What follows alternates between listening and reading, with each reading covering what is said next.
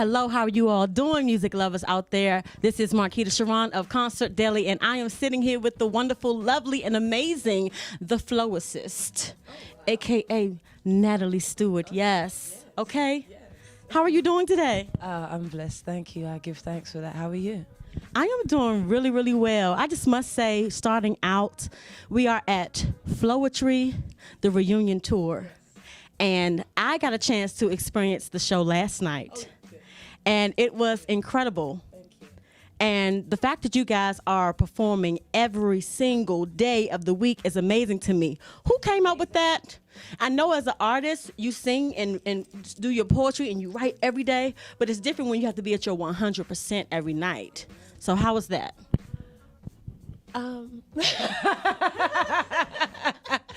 I wouldn't book a tour with a show a day. And definitely the person who booked the shows every day isn't on the tour doing it. So that's what happens when battlefields are booked by people in offices. But you know what? The people are there. And that's the blessing. That's what everything is about. To be honest with you, it's funny you said that. You know, the way that I've dealt with this schedule, that really kind of came out of the blue to me. And my team was that when I was younger, this is how we move. You do what you need to do and you get it done. So I reverted back to that.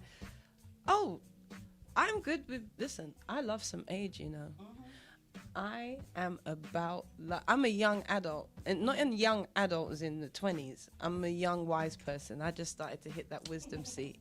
I love it though. You couldn't turn the hands back for me. I love age. I love being older. I love getting older. It's just the most comforting and beautiful gift. I'm not worried about not being young. Trust me. Okay. Yes, that is so true. And you can see that in the way that you write everything, the way that you go about the movement of the writing and how you make it come to life, which is that theater in you, that creative writing in you. So just to go back a little bit to your humble beginnings, yes. When you finally, you knew always you had a talent. You knew you had a talent always, but you were in school for theater and creative writing. Through that, you had to almost explore within that to find your niche. How did that happen? Like, do you remember the moment? I love this question. You know, more so than a moment, there have been many moments. I'm having a moment today. I was just speaking to my partner earlier on about something that I see in forward moving. So, this is what happened. As a young performer, as an actress, I got really bored with the patriarchal, Eurocentric ceiling on the performance arts that is the theatre and movie making and the same roles and just all that kind of boring. I don't know. Once we got over the millennium, all that stuff just seems really boring and ignorant. It's hard to even argue about now, you know. I don't know, back before the millennium, it's like, yeah, civil rights and, you know, give us a movie. Now it's just like, oh, God, ignorant people, you know. And that, to me, my artistic expression is not a political journey. And although everything is political, because ultimately, you know, it's the propaganda machine, no matter how you look at it, to be involved in the entertainment and the arts in that sense. But, you know,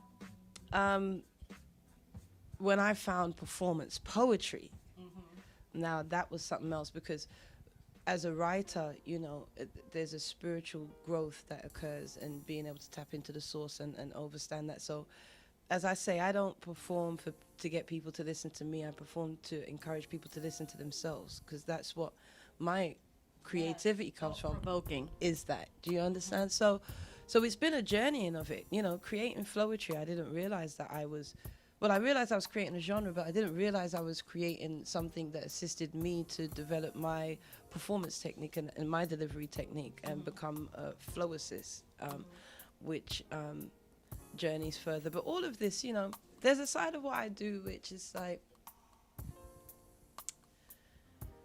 the industry aspect of everything, you know, is just such a weird part.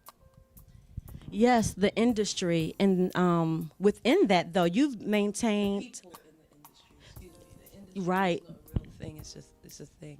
Yes, the people, but you've been able to maintain your whole inner spirit as well as your exterior presence. Okay, you've not budged or changed anything about you, and I think that's very special with you personally, I'm sure, but also to how other people outside your fans are perceiving that and even look up to you and inspired from it. Well, I hope I've changed in the sense of I hope I've evolved. Yes, you have. You understand? I'm not someone who's just trying to remain the same.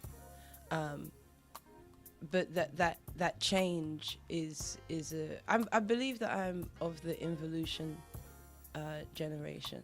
You know, the revolution happened. I think it was successful. There's some incredible spirits that came here, and across the world, revolutionaries who have made changes. I don't think now is a time of a revolution. I think it's a time of involution. You know, I think it's a time of self-check-in. I don't really think it's about just trying to point fingers and blame. There's been so much in our recent history that results in how we are. Yes, and I want to speak on that really quickly because the time since the last Floetry album, most artists know already you're never gone. You're always with a pen in your hand, writing, coming up with things. It's always something happening, which is the evolving as well. So you've released 3 albums, actually an EP and 3 albums.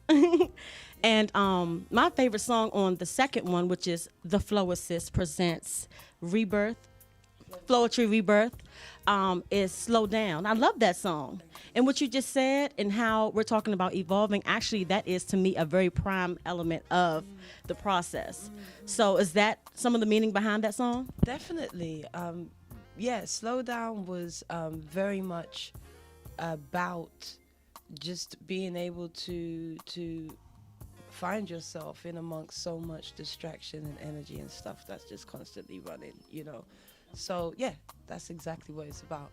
But right now we ain't slowing down, we're speeding up because I'm about to hit the stage. Right. You're about to literally go on the stage and we're so excited. The house is full. People are really excited about this experience they're about to get. I'm not going to say that, I'm not going to ask you if you guys are coming out with a new album. What I will say is just like Prince, maybe there's a vote somewhere inside of you guys and eventually something may just spark on the natural, organic way. That's the only way it can happen. Yes. Yes. So everyone, Prayer time. Love you, everybody. And Yes. it's me, Floacist, Floetry, chilling with my Your sister. social media And I'm networks. about to hit, at Floacist, online. yes. Stage. Thank you so much. You go out there and rock the stage like you did last night. Thank you. Thank you, everyone. Please make sure you always follow the Floacist because she is so incredible in all of the things she's doing. She has a work ethic like no other. So follow her. Make sure you go to all her social networks. Thank you so much for tuning in to Concert Daily.